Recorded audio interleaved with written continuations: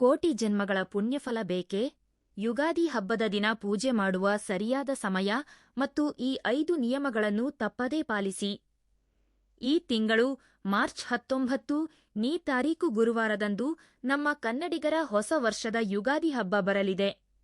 ಯುಗಾದಿಯ ದಿನ ಮಾಡುವ ಪೂಜೆಯಿಂದ ಕೋಟಿ ಜನ್ಮಗಳ ಪುಣ್ಯಫಲ ಸಿಗುತ್ತದೆಯಂತೆ.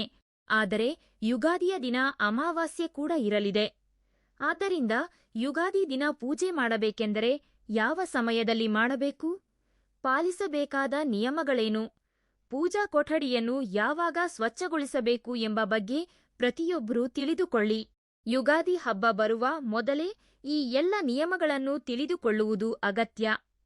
ಇದರಿಂದ ಈ ಹೊಸ ವರ್ಷ ಪೂರ್ತಿ ಆಯುಷ್ಯ, ಆರೋಗ್ಯ ಮತ್ತು ಸುಖ ಶಾಂತಿಗಳಿಂದ ಇರಬಹುದು.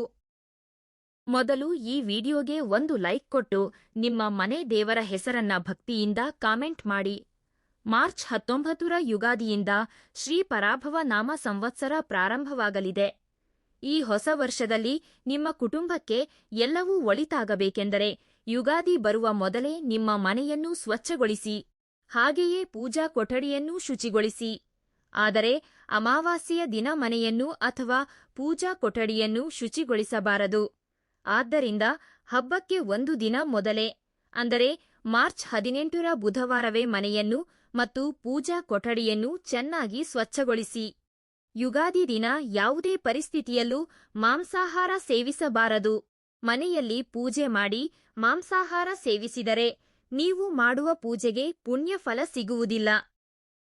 ಆದ್ದರಿಂದ ಯುಗಾದಿ ಹಬ್ಬ ಬರುವ ಮುನ್ನವೇ ಮನೆಯಲ್ಲಿ ಧೂಳು ಇಲ್ಲದಂತೆ ಸ್ವಚ್ಛಗೊಳಿಸಿ. ಅರಿಶಿನ ನೀರು ಅಥವಾ ಗಂಗಾಜಲವನ್ನು ಪ್ರೋಕ್ಷಣೆ ಮಾಡಿ. ಇದರಿಂದ ನಿಮ್ಮ ಮನೆಯಲ್ಲಿರುವ ದಾರಿದ್ರ್ಯ ಲಕ್ಷ್ಮಿ ಹೊರಗೆ ಹೋಗುತ್ತಾಳೆ. ಹಾಗೆಯೇ ನೀವು ಬಳಸುವ ಬೆಡ್ಶೀಟ್ ಹಾಗೂ ಪರದೆಗಳನ್ನು ಕಡ್ಡಾಯವಾಗಿ ಒಗೆಯಿರಿ. ಇನ್ನು ಮನೆಯಲ್ಲಿರುವ ಅನಗತ್ಯ ವಸ್ತುಗಳನ್ನು ತಕ್ಷಣವೇ ತೆಗೆದುಹಾಕಿ. ಮುಖ್ಯವಾಗಿ ಹಳೆಯ ನ್ಯೂಸ್ ಪೇಪರ್ಗಳು ಮನೆಯಲ್ಲಿ ಇರಲೇಬಾರದು. ತುಕ್ಕು ಹಿಡಿದ ಕಬ್ಬಿಣದ ಸಾಮಾನುಗಳು ಇರಬಾರದು. ಯುಗಾದಿ ದಿನ ಮನೆಯಲ್ಲಿ ಹಳೆಯ ವಸ್ತುಗಳಿದ್ದರೆ ನಕಾರಾತ್ಮಕ ಶಕ್ತಿ ಪ್ರವೇಶಿಸುತ್ತದೆ. ಪೂಜಾ ಕೊಠಡಿಯನ್ನು ಶುಚಿಗೊಳಿಸಿದ ನಂತರ ದೇವರ ಪಟಗಳಿಗೆ ಗಂಧ ಹಚ್ಚಿ ಕುಂಕುಮದ ಬೊಟ್ಟು ಇಡಿ. ಸಾಮಾನ್ಯವಾಗಿ ಬಹಳಷ್ಟು ಮಹಿಳೆಯರು ಪೂಜಾ ಕೊಠಡಿಯಲ್ಲಿ ನ್ಯೂಸ್ ಪೇಪರ್ಗಳನ್ನು ಹಾಸುತ್ತಾರೆ. ಆದರೆ ಈ ಅಭ್ಯಾಸವನ್ನು ಎಲ್ಲರೂ ಬದಲಿಸಿಕೊಳ್ಳಬೇಕು. ಈ ಯುಗಾದಿ ಹೊಸ ವರ್ಷದಿಂದ ಪೂಜಾ ಕೊಠಡಿಯಲ್ಲಿ ನ್ಯೂಸ್ ಪೇಪರ್ ಬಳಸುವ ಬದಲು ಒಂದು ರೇಷ್ಮೆ ಬಟ್ಟೆ ಅಥವಾ ಬಿಳಿ ಕಾಟನ್ ಬಟ್ಟೆಯನ್ನು ಬಳಸಿ. ನಿಮ್ಮ ಪೂಜಾ ಕೊಠಡಿಯಲ್ಲಿ ತುಂಬಾ ಹಳೆಯದಾದ ದೇವರ ಪಟಗಳಿದ್ದರೆ ತಕ್ಷಣ ತೆಗೆಯಿರಿ. ಈ ಹೊಸ ವರ್ಷದ ಯುಗಾದಿ ದಿನ ಹೊಸ ದೇವರ ಪಟಗಳನ್ನು ತಂದು ಪೂಜಾ ಕೊಠಡಿಯಲ್ಲಿ ಇಡುವುದು ತುಂಬಾ ಒಳ್ಳೆಯದು. ಮುಖ್ಯವಾಗಿ ಲಕ್ಷ್ಮೀ ದೇವಿಯ ಪಟವನ್ನು ತಂದು ಪೂಜಾ ಕೊಠಡಿಯ ಉತ್ತರ ದಿಕ್ಕಿನಲ್ಲಿ ಇಡಿ. ಇದರಿಂದ ಈ ವರ್ಷ ಪೂರ್ತಿ ಧನಧಾನ್ಯಗಳಿಗೆ ಕೊರತೆ ಇರುವುದಿಲ್ಲ. ಮಾರ್ಚ್ 19ರ ಯುಗಾದಿ ಹಬ್ಬದಂದು ಬೆಳಿಗ್ಗೆ 6ರಿಂದ 9 ಗಂಟೆಯ ಒಳಗೆ ಮನೆಯಲ್ಲಿ ಪೂಜೆ ಮುಗಿಸಿಕೊಳ್ಳಿ. ಸ್ತ್ರೀಯರು ಮುಂಜಾನೆಯೇ ಎದ್ದು ತಲೆಸ್ನಾನ ಮಾಡಿ, ಮನೆಯ ಹೊಸ್ತಿಲಿಗೆ ಅರಿಶಿನ ಹಚ್ಚಿ ಕುಂಕುಮದ ಬೊಟ್ಟು ಇಟ್ಟು, ಅಕ್ಕಿ ಹಿಟ್ಟಿನಿಂದ ರಂಗೋಲಿ ಹಾಕಿ ಮಾವಿನ ಎಲೆಯ ತೋರಣಗಳನ್ನು ಕಟ್ಟಿ. ಮನೆಯ ಮುಖದ್ವಾರ ಎಷ್ಟು ಹಸಿರಾಗಿರುತ್ತದೆಯೋ ಅಷ್ಟು ಒಳ್ಳೆಯದು. ತಾಮ್ರದ ಕಲಶದಲ್ಲಿ ತ್ರಿಮೂರ್ತಿಗಳು ನೆಲೆಸಿರುತ್ತಾರೆ. ಆದ್ದರಿಂದ ಈ ಯುಗಾದಿ ದಿನ ಪ್ರತಿಯೊಬ್ಬರೂ ತಾಮ್ರದ ಚಂಬಿನಲ್ಲಿ ನೀರು ತುಂಬಿಸಿ ಪೂಜಾ ಕೊಠಡಿಯ ಈಶಾನ್ಯ ಭಾಗದಲ್ಲಿ ಇಡಿ. ಇದು ಈ ವರ್ಷ ಪೂರ್ತಿ ನಿಮ್ಮ ಮನೆಗೆ ಅದೃಷ್ಟ ತರುತ್ತದೆ. ಯುಗಾದಿ ಹಬ್ಬದಂದು ನಿಮ್ಮ ಇಷ್ಟ ದೇವರನ್ನು ಪೂಜಿಸಿ. ಯುಗಾದಿ ಹಬ್ಬ ಗುರುವಾರ ಬಂದಿರುವುದರಿಂದ ಶ್ರೀ ಮಹಾವಿಷ್ಣು ಮತ್ತು ಲಕ್ಷ್ಮೀ ದೇವಿಯನ್ನು ಪೂಜಿಸಿದರೆ ಬಹಳ ಶ್ರೇಷ್ಠ. ಯುಗಾದಿ ಬೇವು ಬೆಲ್ಲ ತಯಾರಿಸಿ ದೇವರಿಗೆ ನೈವೇದ್ಯ ಅರ್ಪಿಸಿ ನಂತರ ಕುಟುಂಬದವರೆಲ್ಲರೂ ಸೇವಿಸಿ. ಇನ್ನೂ ತುಳಸಿ ಕಟ್ಟೆಯಲ್ಲಿ ಮುಕ್ಕೋಟಿ ದೇವತೆಗಳು ನೆಲೆಸಿರುತ್ತಾರೆ. ಆದ್ದರಿಂದ ಈ ಯುಗಾದಿ ದಿನದಂದು ಪ್ರತಿಯೊಬ್ಬರೂ ತುಳಸಿ ಪೂಜೆ ಮಾಡಿ. ತುಳಸಿ ಕಟ್ಟೆಯಲ್ಲಿ ತುಪ್ಪದ ದೀಪ ಹಚ್ಚಿ 5 ಪ್ರದಕ್ಷಿಣೆ ಮಾಡಿದರೆ ಸಕಲ ಶುಭಗಳು ಉಂಟಾಗುತ್ತವೆ. ಈ ಯುಗಾದಿ ದಿನ ಒಂದು ಹೊಸ ಮಣ್ಣಿನ ಮಡಿಕೆಯನ್ನು ಖರೀದಿಸಿ ನಿಮ್ಮ ಮನೆಯ ಈಶಾನ್ಯ ದಿಕ್ಕಿನಲ್ಲಿ ಇಡಿ. ಇದರಿಂದ ಆರ್ಥಿಕವಾಗಿ ಅಭಿವೃದ್ಧಿ ಹೊಂದುತ್ತೀರಿ. ಯಾರು ಸಾಲದ ಬಾಧೆಯಿಂದ ಬಳಲುತ್ತಿದ್ದಾರೋ ಮತ್ತು ದಂಪತಿಗಳ ನಡುವೆ ಭಿನ್ನಾಭಿಪ್ರಾಯವಿದೆಯೋ ಅವರು ಯುಗಾದಿ ದಿನ ಗಣಪತಿಯ ಪಟದ ಮುಂದೆ ಕೊಬ್ಬರಿ ಎಣ್ಣೆಯಿಂದ ದೀಪಾರಾಧನೆ ಮಾಡಿ. ಸಾಲದ ಬಾಧೆಗಳು ಕ್ರಮೇಣ ದೂರವಾಗಿ ಕುಟುಂಬದಲ್ಲಿ ಸುಖ ಶಾಂತಿ ನೆಲೆಸುತ್ತದೆ. ವಿವಾಹ ಪ್ರಯತ್ನದಲ್ಲಿರುವವರು ವಿಷ್ಣು ದೇವರಿಗೆ ಮಲ್ಲಿಗೆ ಹೂವಿನಿಂದ ಪೂಜೆ ಮಾಡಿದರೆ ಶೀಘ್ರ ಕಲ್ಯಾಣ ಯೋಗ ಕೂಡಿಬರುತ್ತದೆ. ಕಣಗಿಲೆ ಹೂವಿನಿಂದ ಪೂಜಿಸಿದರೆ ವ್ಯಾಪಾರದಲ್ಲಿ ನಷ್ಟವಿಲ್ಲದೆ ಲಾಭ ಹೆಚ್ಚುತ್ತದೆ. ವಿಶೇಷವಾಗಿ ಯುಗಾದಿ ಹಬ್ಬದಂದು ಒಂದು ಕೆಂಪು ಬಟ್ಟೆಯಲ್ಲಿ ಕಲ್ಲುಪ್ಪನ್ನು ಕಟ್ಟಿ ಮನೆಯ ಮುಖದ್ವಾರಕ್ಕೆ ನೇತು ಹಾಕಿ. ಇದರಿಂದ ಮನೆಯಲ್ಲಿರುವ ನಕಾರಾತ್ಮಕ ಶಕ್ತಿ ದೂರವಾಗಿ ಅಷ್ಟೈಶ್ವರ್ಯಗಳು ಪ್ರಾಪ್ತಿಯಾಗುತ್ತವೆ. ಈ ಯುಗಾದಿ ಹಬ್ಬದಂದು ತೈಲಾಭ್ಯಂಜನ ಸ್ನಾನ ಕಡ್ಡಾಯವಾಗಿ ಮಾಡಬೇಕು. ಮೈಗೆ ಎಣ್ಣೆ ಹಚ್ಚಿಕೊಂಡು ಸ್ನಾನ ಮಾಡುವುದು ಬಹಳ ಒಳ್ಳೆಯದು. ಯುಗಾದಿ ದಿನ ಎಣ್ಣೆಯಲ್ಲಿ ಲಕ್ಷ್ಮೀ ದೇವಿ ನೆಲೆಸಿರುತ್ತಾಳೆ ಎಂಬ ನಂಬಿಕೆಯಿದೆ. ಹಾಗೆಯೇ ಈ ದಿನ ಪೂಜಾ ಕೊಠಡಿಯಲ್ಲಿ ವೀಳ್ಯದೆಲೆಗಳನ್ನು ಇಡಿ. ವೀಳ್ಯದೆಲೆಯಲ್ಲಿ ಸರಸ್ವತಿ ಮತ್ತು ಲಕ್ಷ್ಮೀ ನೆಲೆಸಿರುತ್ತಾರೆ. ಆದ್ದರಿಂದ ಪೂಜಾ ಕೊಠಡಿಯಲ್ಲಿ ವೀಳ್ಯದೆಲೆ ಇಟ್ಟು ದೀಪಾರಾಧನೆ ಮಾಡಿ. ಈ ದಿನ ಯಾವ ಕೆಲಸ ಪ್ರಾರಂಭಿಸಿದರೂ ಯಶಸ್ಸು ಸಿಗುತ್ತದೆ. ಹೊಸ ವ್ಯಾಪಾರ ಆರಂಭಿಸಲು ಮುಹೂರ್ತ ನೋಡುವ ಅಗತ್ಯವಿಲ್ಲ. ಪ್ರತಿ ಕ್ಷಣವೂ ಶುಭ ಮುಹೂರ್ತವೇ. ಹಾಗೆಯೇ ನಿಮ್ಮ ಹತ್ತಿರದ ದೇವಸ್ಥಾನಕ್ಕೆ ಹೋಗಿ ದೇವರ ದರ್ಶನ ಮಾಡಿ ಪಂಚಾಂಗ ಶ್ರವಣವನ್ನು ಆಲಿಸಿ. ಗೋಮಾತೆಯಲ್ಲಿ 33 ಕೋಟಿ ದೇವತೆಗಳಿರುತ್ತಾರೆ.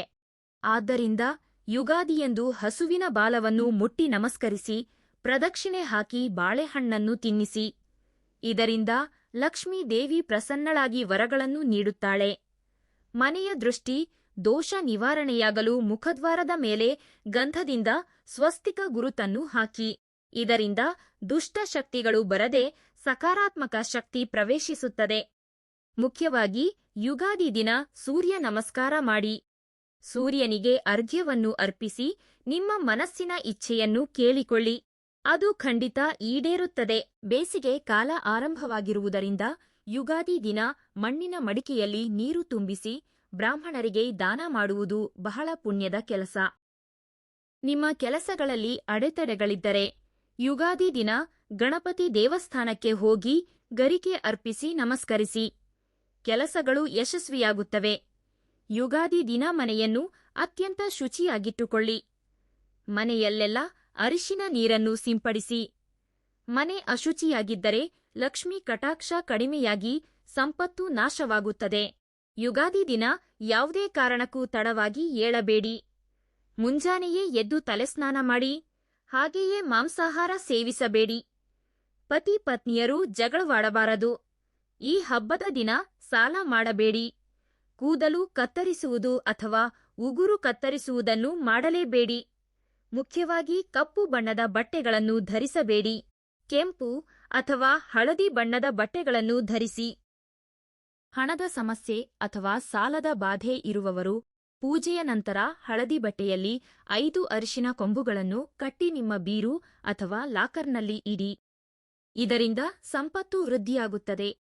ಉದ್ಯೋಗಕ್ಕಾಗಿ ಪ್ರಯತ್ನಿಸುವವರು ವಿಷ್ಣು ದೇವಸ್ಥಾನಕ್ಕೆ ಹೋಗಿ ತುಳಸಿ ಮಾಲೆ ಅರ್ಪಿಸಿ ತುಪ್ಪದ ದೀಪ ಹಚ್ಚಿ.